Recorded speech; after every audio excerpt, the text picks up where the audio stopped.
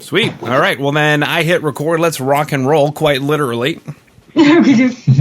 Beautiful. Well, hello, and welcome to the Rock and Roll Podcast. My name is John Harris, and today on the Rock and Roll Podcast, we have LIZZARD, and they have a new album called Eroded, which was released on February 19th via Pelagic Records. And actually, at the time of recording, that is today. So exactly. Yeah. Currently, I'm being joined by Mathieu and Katy to share some more information about this stellar release as they continue to wait for their own merch. So, guys, welcome to the show. Hey, thanks, man. Thanks for having us. Absolutely. So, at the time of recording, that's gone live today. Tell us about that. The recording. You mean recording the album? The album release. Oh, the album release. Okay, yeah. Well, it's been going really well so far. Pelagic have done loads of promo, and we're already selling quite well, and it's all going really good. We've had some awesome reviews, and everything's been going really smoothly, so we're really pleased. Yeah. Okay. Very excited. We just want to have the merch so we can see and listen. Yeah, I mean, everything is all good, really. It feels a bit weird because we usually, when an album come out, we already know when we are going to tour, when we're going to do, we're going to hit the road, and that's what we are really looking for. But I mean, at the moment, we can't think about that. Yeah. So we basically feel every second of it. Yeah. And it feels very, very, very strange. But it's a great feeling, though. Yeah, it's all very, very cool. Mm-hmm. Yeah, it's been quite the lead up to it, because I know I've received press about this release for, I mean, months. So Pelagic has definitely done a really good job, from what I can tell. Yeah, they certainly have. Yeah. I mean, they're a great team, and they are. Yeah. I mean, again, as far as labels concerned, they are still very, very, very passionate about what they're doing. Yeah. I mean, they've got the team who basically works in this label has got also their own band. So I mean, they know the whole fucking shit about it, you know? Which is great because they know what bands are looking for working with them, and they've got a really easy way to say what they want from the bands too. So it's really great. I mean, they're doing a great job. Yeah, definitely. They're cool guys. Mm-hmm. Have you worked with these guys before, or is this the first release? No. This is the first release with them. Yeah, definitely. Yeah. Okay. How did they get involved to release this record? Well, I don't know. I mean, we sent them some demos. Yeah. A long time ago now, and for this album, and they really liked them, so they got back immediately with a contract. So but they knew the band before that. Yeah, we had I think we probably tried to work with them before, but I don't know. I can't remember now. I remember Robin from the Ocean, from the band The Ocean. He's basically the head of the whole thing, and I remember being on tour and having contacts with him through emails or something like that. I think we were playing in Hamburg, and they wanted to basically pop in and be there on the gig because they worked with a band that they are friend. I mean, we are friend with a band that they worked with, so something like that. You know, so we were on tour. I mean, on tour we just meet so many people, so many different people. So I think this is where it began. Yeah. And they couldn't come to the gig. So we were quite frustrated. But since then, anyway, we kept contacting each other, and they were looking to what we were doing and everything. So when this album was ready, that felt quite normal to send them. Like, if you want to, I don't know, if you want to just listen to that, tell us what you think, and they definitely wanted to work with us. So we thought, yeah, let's do this. Mm-hmm. Okay, very cool. Now, it sounds like this record has been in the works for a little while now? Yeah, we started writing it in 2019, and we finished recording it at the end of 2019. And then spent 2020 mixing it, doing all the artwork, getting the contract done with Pelagic and scheduling the release, and then, waiting now to finally release it. So, overall it's been like a 2-year thing, really. So, we just play it live now, but it doesn't look like that's going to happen imminently. I mean, we are different. We had the opportunity. Sorry for my English. I mean, it's the end of the day, so I'm quite switching French English at the moment right now. But yeah, I mean, we had the opportunity to put it out before, but we wanted a proper team to work with this album. We were so proud of what we were doing on this one, so we thought let's wait and work with proper people to do that. I mean, usually we're just so in the rush to put the album out, so we just don't really think about how it comes out. You know, we just, okay, it's available, let's go on tour now. You know, that's what we think all the time.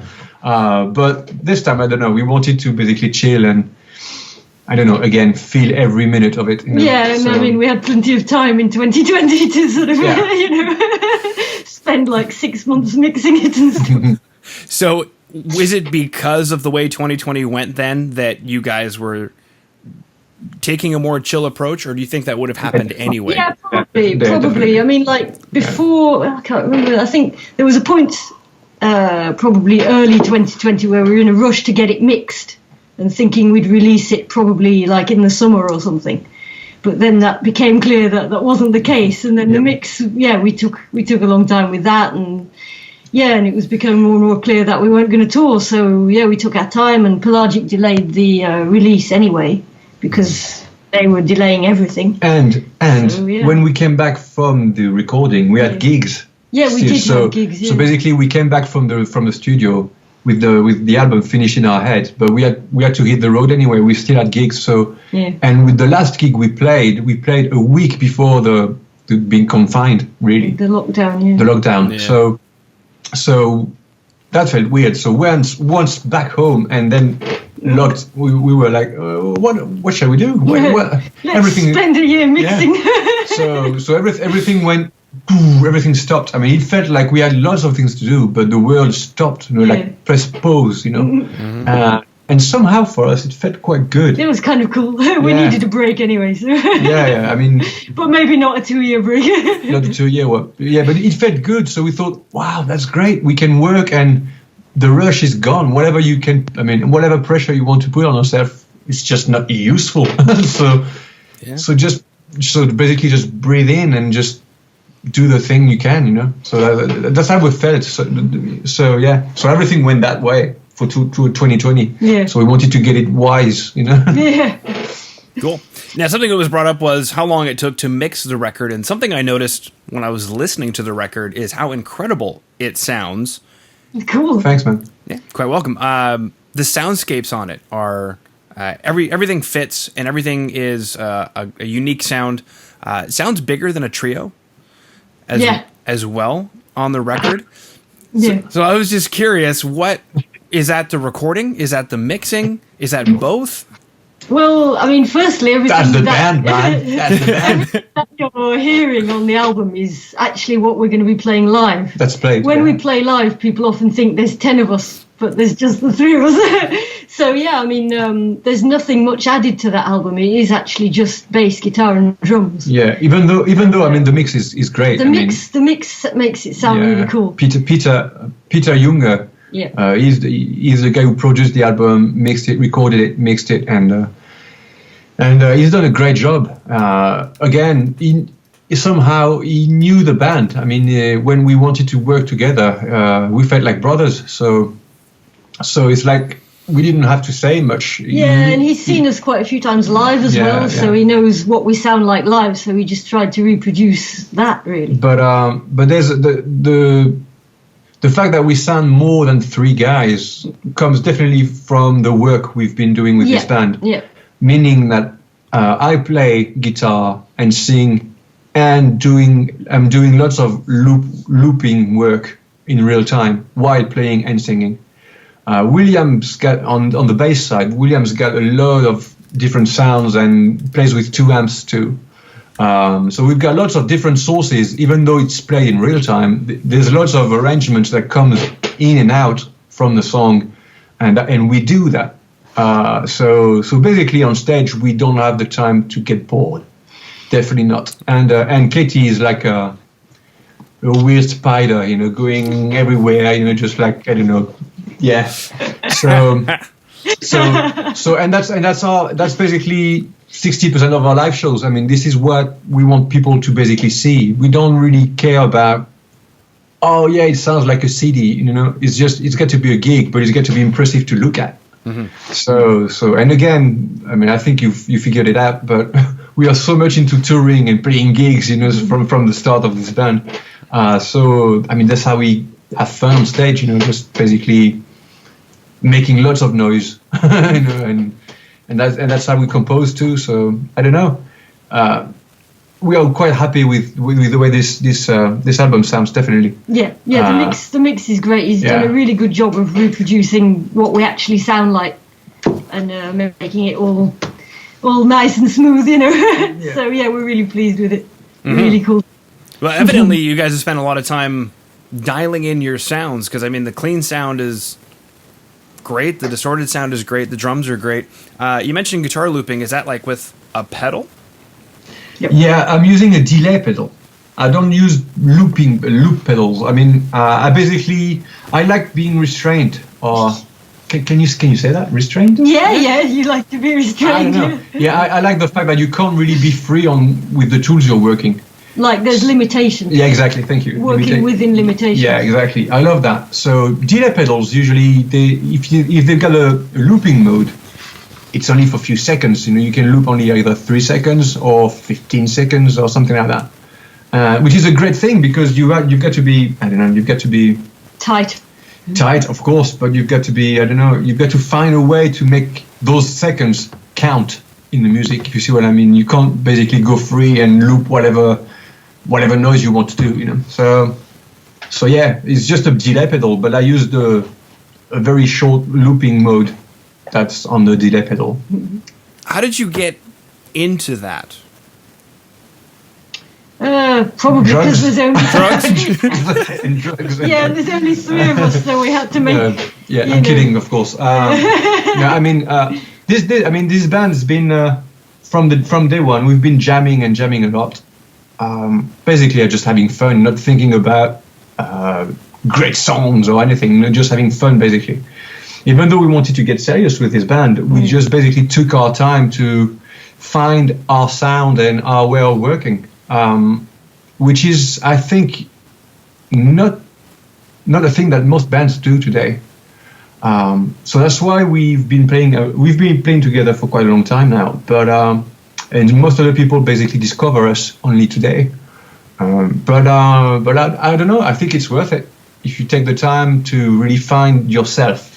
Find the band, find the sound, tweak the things, like being really picky with what you're doing, being at ease with what you do, making sure that what you play is really what you want to play, even though you're going to play 100 times in a row. You've got to be happy and basically express yourself as much as you can. So we did that like that for years. I mean, for the first 5 years, basically, we were basically jamming and just having fun and trying and testing and experimenting and going crazy and doing shit too.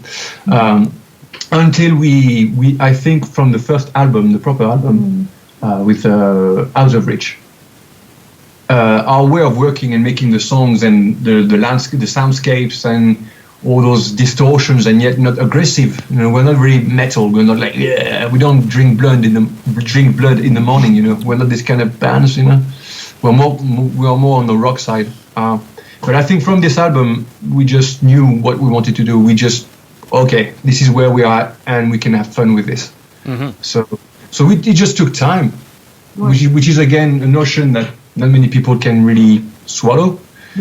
Lots of people are really in a rush now. They're just basically born and just want to have the great life straight away. We're not like that. No. That's why you drink blood in the morning. You get. Yeah, I do. Yeah.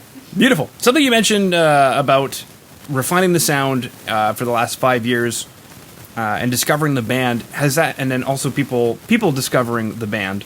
Have you noticed the fan base then changing over time? Meaning getting bigger, yeah. Yeah, bigger, but I think we've always got all kinds of different age groups and different genres of fans. I mean, we've got like prog fans, metal fans, rock fans, pop fans, girlies, metalheads. We've got all kinds of people turn up to our shows, so it's really cool, and that hasn't changed. And we played with many different bands. Yeah, we've opened for all kinds of different styles, and it always seems to work out. So we seem to be able to play for a really wide range of people. Yeah. It's just cool. I don't know. Yeah, I don't know. There's no profile. There's no box where to put. We can't be put in a box really. But which is great. The crowd hasn't changed really. No. It's always same. Yeah. Cool. Something I wanted to jump back to, just for the gear nerds that are watching or listening in, is you mentioned the bass player uses 2 amps. Ooh. Yeah. Yeah. Can you take us through that? What is he doing with 2 amps? Well, there's basically making a lot of noise. Yeah. Well, he's got a 1 amp, which is basically his main sound, but it's basically his clean sound, his proper clean bass sound, which sometimes he just adds a distortion on it. Sometimes. But that's it. That's the only thing that happens on this amp. And on the other amp, it's only distorted, all the distorted sound. So, and he's got 2 or 3 different distortions, plus wahs and effects and weird shit going on there. And he basically mutes the amp on and off when he wants. So there's a line that he wants to play, and sometimes he wants this crazy sound. So on top of his clean sound, it's not just the clean sound that's basically distorted. Yeah, it's not that's his huge clean sound plus all the distortions on top of that, which is basically he just uses this amplifier like a second guitar. It feels like a second guitar, So, so that's what he does with 2 amps. Okay. Now, with regard to the album Eroded, is there a theme to the album or a concept to the album? Is there a story? There is, yeah. Big time, yeah. Yeah, I mean, this album's really, it's just like what we see around us, We really wanted to say how we feel about the state of the world, really. and how we felt too. How we react to that, and how people are reacting to the way things are, and how people react to nature, and how nature is changing because of people, and it's all about that, really. It's like that sounds a bit gloomy. It sounds a bit gloomy. It's not. It has a positive outcome, really. We're trying to find positive things in something that seems negative now, but it's still got hope. Yeah, after the avalanche, there's hope. Exactly. Yeah, exactly. But I mean, again, if we put it into context, because again, I mean, we've been doing this album. We took the whole 2019 to make this album, so that was way before all the things that we are living and we are going through at the moment. Yeah. But the thing is, because again, we've been touring for so many times and for so long and in so many different countries. So we love talking to people. Like after the gigs, we love basically being with the people to who we shared something. I mean, that's how we are. We always feel that we shared something special that night because we played for them and they stayed basically. So they committed. Yeah. So they committed. So we like talking to people after that. And we realized something is like. It feels like whatever culture you're into or wherever you go, everybody had the same problems. Yeah. And that felt weird for us. It's like whatever country you are now, it's just that people are complaining about the same thing. And it's not the human thing. It's just politically or economically or ecologically. It's all there. And it's the same problems. Everybody's talking about the same things.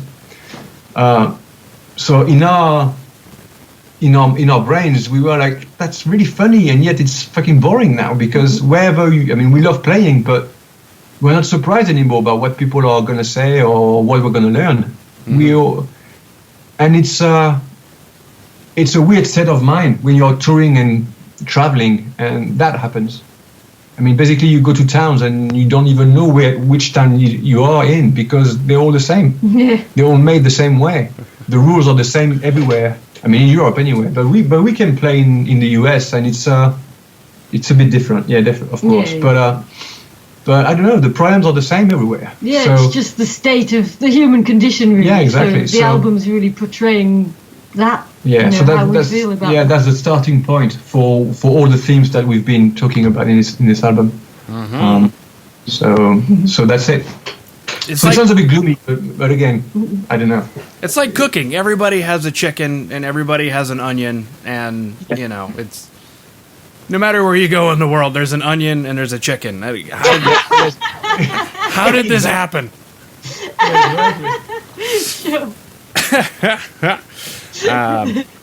Yeah, beautiful. Now, some of the tracks that were released with videos were Blowdown, Blue Moon, and The Decline.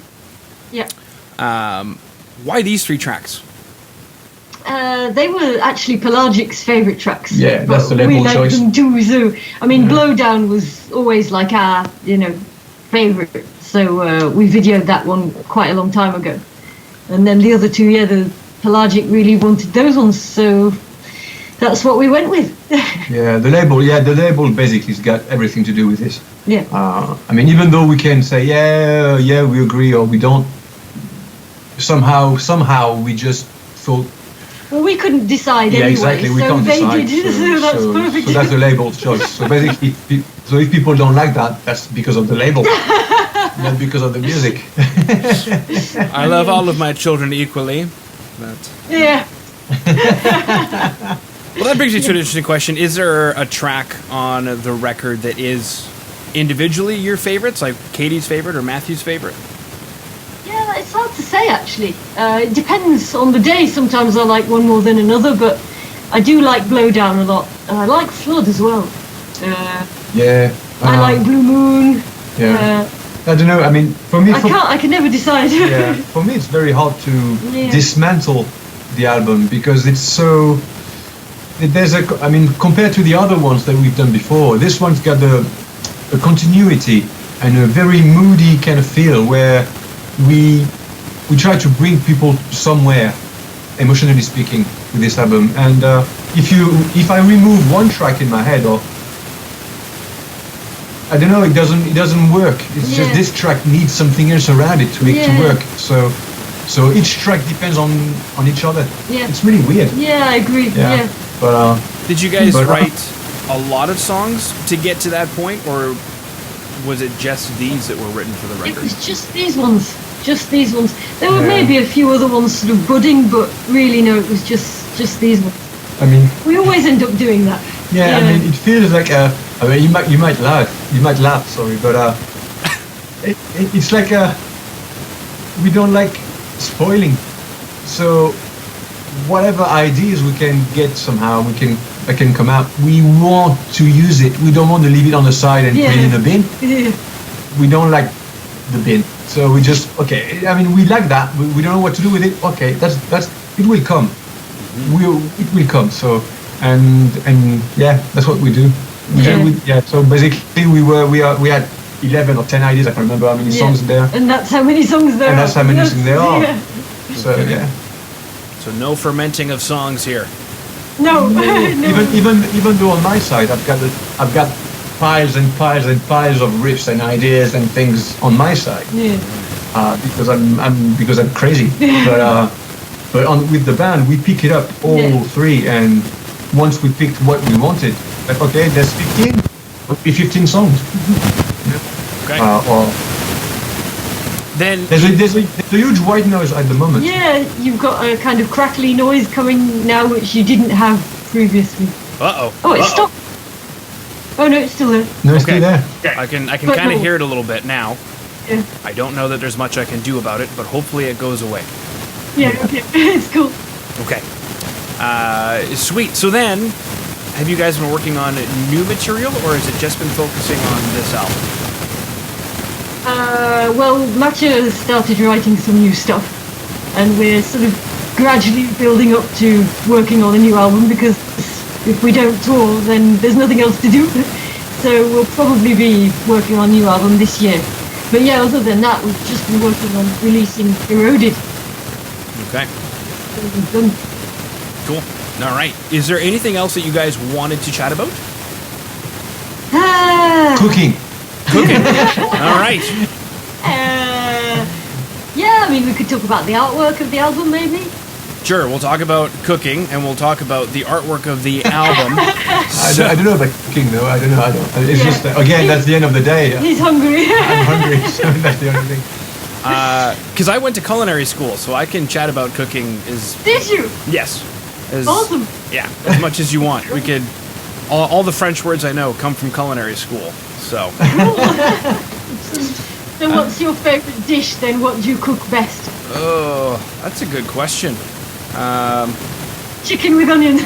chicken with onions. There we go.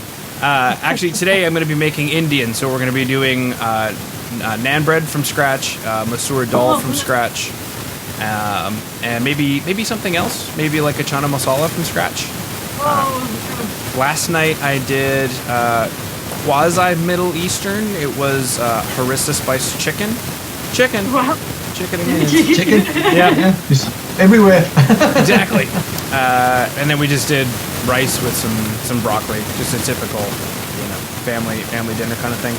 And then I made 3 different kinds of chocolate chip cookies. So it was white chocolate, semi-sweet chocolate, and dark chocolate. We made that for dessert. That's it. Yeah. I've got to. I think we should invite you here. How do you feel about coming to France for holiday? That would be fantastic. We'll do sourdough. It'll be beautiful. Oh that would be so cool. Yeah. It would be definitely and tons warm. of cookies. Yeah. Well, cookies. We'll have sourdough. Sourdough. I love sourdough. Yeah, we have a friend who makes sourdough bread. It's awesome. Really, really. Yeah. Recently, my wife and I have been. We found a good spot to buy some Beaujolais. So we've been having. The other night we had roast with some Beaujolais. It was very nice. Beaujolais Nouveau is always fruity. It's nice. It's fresh. It's good. Yeah, different. Beautiful. Okay, artwork. Let's talk about the artwork. Artwork. Well, it's a chicken. It's a chicken and an onion. It is a chicken. Look at that. That's fantastic. They're everywhere. Yeah. Chickens. Yeah, the artwork, after much debating on who to work with and trial and error with various people, we ended up working with Michel André, who is a French friend of ours. Yeah. And he was really inspired by the song Avalanche to make this cover. And we wanted to work with him because he's really spontaneous, and it's always just a one-off picture that he does with paint and stuff. And he listens to the music and he just lets riff on it, and that's what he came out with. Lots of textures and grains, and it's just kind of, eroded. So we're really pleased with that. He did a really cool job. Yeah.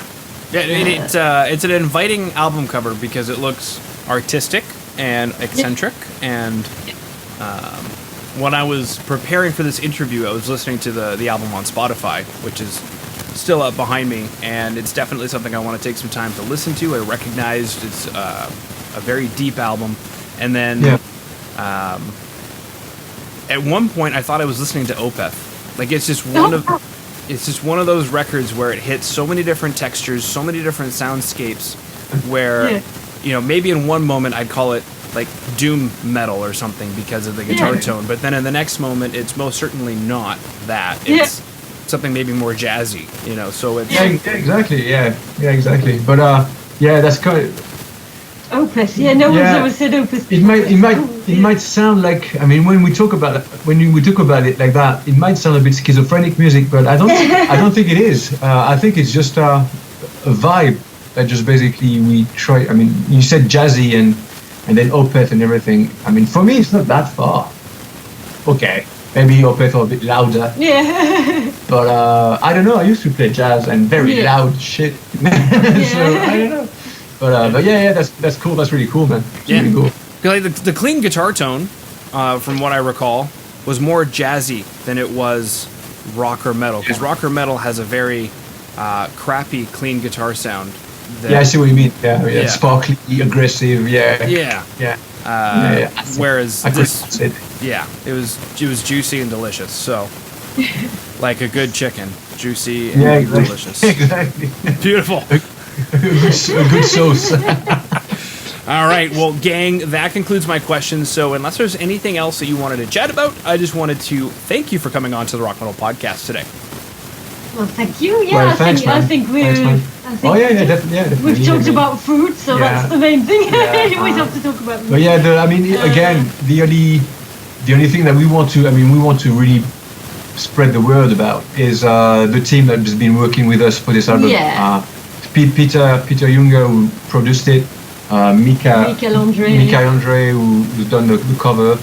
And again, we don't think about those people, but even more today. But all our agency for touring, the label, all the people who work with us. I mean, we are a trio, but there's loads of people who work with us and we work with.